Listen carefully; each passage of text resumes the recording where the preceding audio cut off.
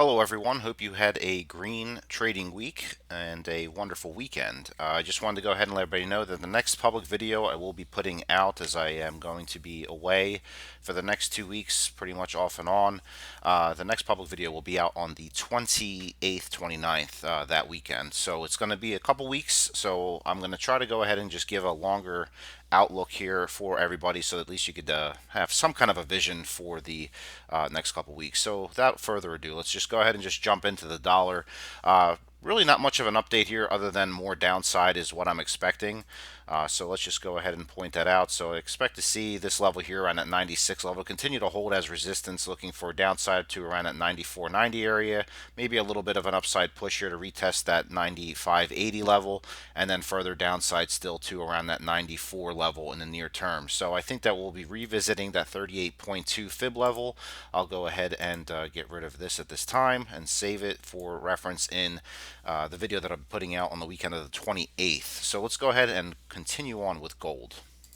Okay, so with gold, very, very strong week this past week. And as I mentioned last week, we had a very strong red candle here. But because of the fact of where it stalled the drop, we were looking for a specific area in here for support, which ended up holding. And we saw a nice full bullish engulfing candle this past week. So again, the gold run to the upside still continues. And what we're going to be looking for here is continued support along that 1660 to 1663 level, which is about the mid fib level from about the 61.8 to the 78.6.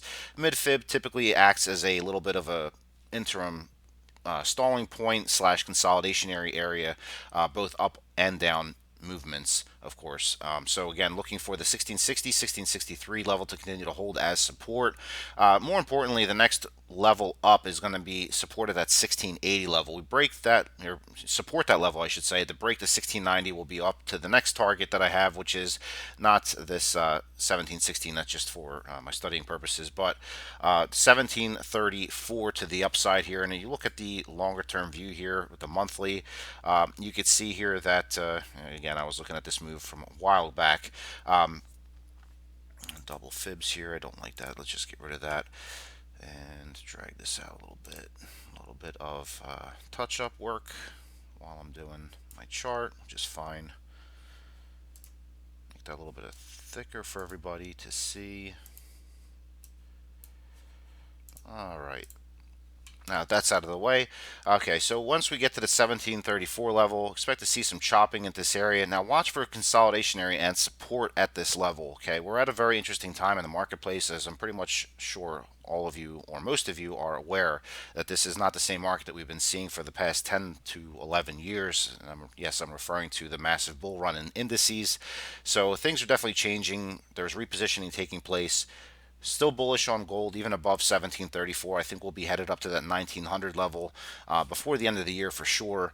We'll just need to, again, see how price responds at that 1734 level. But everything that I'm seeing on the back end leads me to believe that we'll be retesting 1900 and then start breaking up 1900 into the 2, 3, 4, 5,000 level as we head into the future. So that means, again, economically speaking, global growth, speaking, not looking too good. The future isn't that bright unless you're in the shiny yellow metal. Now, silver also has a long way to go to catch up. Now, keep your eyes on that. 1850, 1860 level for silver. I know I don't cover silver for everybody, but just remember the 1850, 1860 level. Look at your charts and you'll see what I'm talking about. So 1734 near-term upside move. Then after that gets broken, which again, looking at our monthly, it doesn't look like it's that far away at this point. And we're only at, today's March 8th. So 1800 should be on the way here shortly. 1790 to 1800 level is going to be the level of resistance. We'll probably consolidate at this area for some time, and then kind of cool off a little bit, followed by another wave back up higher to retest the old highs, and old highs being back in 2011. So again, 1900 upcoming, and gold is still very cheap at these levels in my honest opinion. If you want to compare it to crypto, I'm not going to name any specific names, but I'm sure you all know what I'm referencing. One undervalued versus one overrated asset, if you want to call it that. But anyway, that being said, still looking for more bullish price action in gold. 1734, next major hurdle. Start consolidating at that level. Then you'll be looking at 1800 to the upside, 1790 to 1800. Let me just put that out there. And then Next wave up takes us back up into the 1900s. So again, pretty good position is to lock up, maybe get those 1660s if you can. 1680 looks to be the next support level. Consolidate that level, then it's going to be a quick move up into those 1730s. Let's go ahead and move on. All right, so crude oil. Was looking at this is the monthly time frame view, just to point that out. Was looking at this chart, and again, last video I put out for everybody, I was looking at those 4240s as the must hold level. Now I said that must hold because if it failed, then we were going to go back into the 37 level.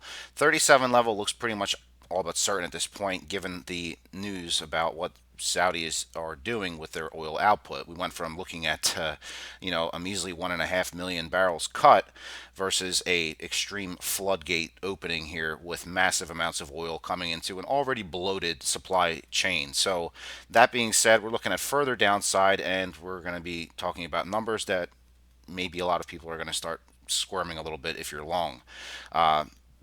It's not good news, so brace yourselves. If you're long and holding a bag, it is what it is. You got to use those stop losses. I can't stress that enough. So that being said, looking at the longer term picture here, monthly time frame view, we do have that break below the 4240 with the announcement of what's happening, basically an oil price war right now.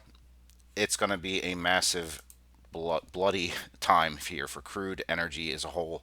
Indices probably going to get sucked into that as well. Keep your eyes on copper. That'll be another indicator as to what's happening and how far down we're going with indices and stuff. So a little bit of clues and metrics to monitor.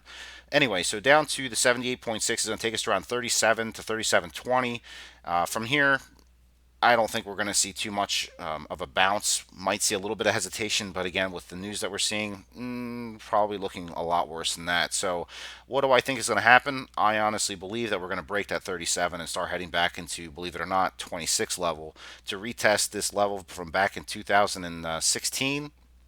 Now, this is going to be the real test for crude. Now, and I know it's very, very cheap, but in the event, and this is going now, I'm like kind of going back to what I said about natural gas a while back, that that 26 handle that happens to fail, you know, not good. We're going to be looking at probably a move back. The challenge looks to be around 17 $18 per barrel. Yes, call me crazy, but it is what it is. It just, the chart is definitely showing extreme strength to the downside. We had this fake break to the upside here up into that 65 level, back through the wedge to the other end, and that usually means a violent push and thrust to the downside. You can see the liquidation's been happening for some time. Now we're going to be looking at probably, I would say, like an 85% probability that we're looking at returning to at least the 26 level before we go ahead and chop around a little bit, and then maybe we can pop back up to around 36 if there's any hope of OPEC getting its stuff back together. I personally don't care whether they do or not. Like I said, for some time now that the oil market is just absolutely flooded with oil already. So the fact that we were even up in the 50-60 range was a joke to begin with. We should have never really left the 30-40 range, but it is what it is. Speculation, price moves. It is what it is, right? That's the name of the game. Make money off the difference in price. So the key levels, again, 37 to watch for to the downside here, with further downside push leading to around the 26 level to retest the lows here from back in 2016. That level breaks, then the floodgates really open up back into around the 17-18 level. And if we continue to drift lower than that, then believe it or not, we'll be looking at crude, sounds crazy to say, around the $12 to $15 level. So not good as far as overly being bullish and long and all that stuff. But if you're a bear and you've been short for a long time and you want to get in on the wave to the downside, just let's see what happens as far as the Sunday night action goes. But for the next 2 weeks, I hope that you all just remember this video and continue to keep your eyes on the specific levels I just pointed out. So natural gas, to finish off this week's video, no changes here. We basically, and again, this is still the monthly time frame view. I have to have this monthly time frame view in order to be able to show you the levels of interest, like I did with crude, and I believe it was even with gold. But needless to say, we're still looking at retesting these lows from back here at around 160, 159. It, to me, is a no-brainer here. We're going to be going lower, believe it or not. And if you're long, I can't stress enough, you got to use those stop losses. They're there to save your life, or your account life, that is. But in any case, some have to pay the price of tuition, and that's just the cost of this industry. That being said, looking back in time, as I said last week, you're looking at the 140, 150 range, probably looking at even lower than that to around maybe the 130s. And if that even fails, then we're going to be looking at historic lows for natural gas to the lower $1 level to 110s. We'll see how far she goes to the downside here. Again, if crude continues to get smacked like I think it's going to, then we're going to see natural gas drift right along with it to the downside. So I hope everybody has a wonderful and green trading week. If you have any comments or feedback from me, you can leave it at the bottom of the video, or you can reach me at the Trader's Perspective at gmail.com. For more information, obviously, you can visit my website as well, thetradersperspective.com. Till the next video on the 28th, I hope you all have green trades, and make sure you use those stops and protect yourselves. Take care.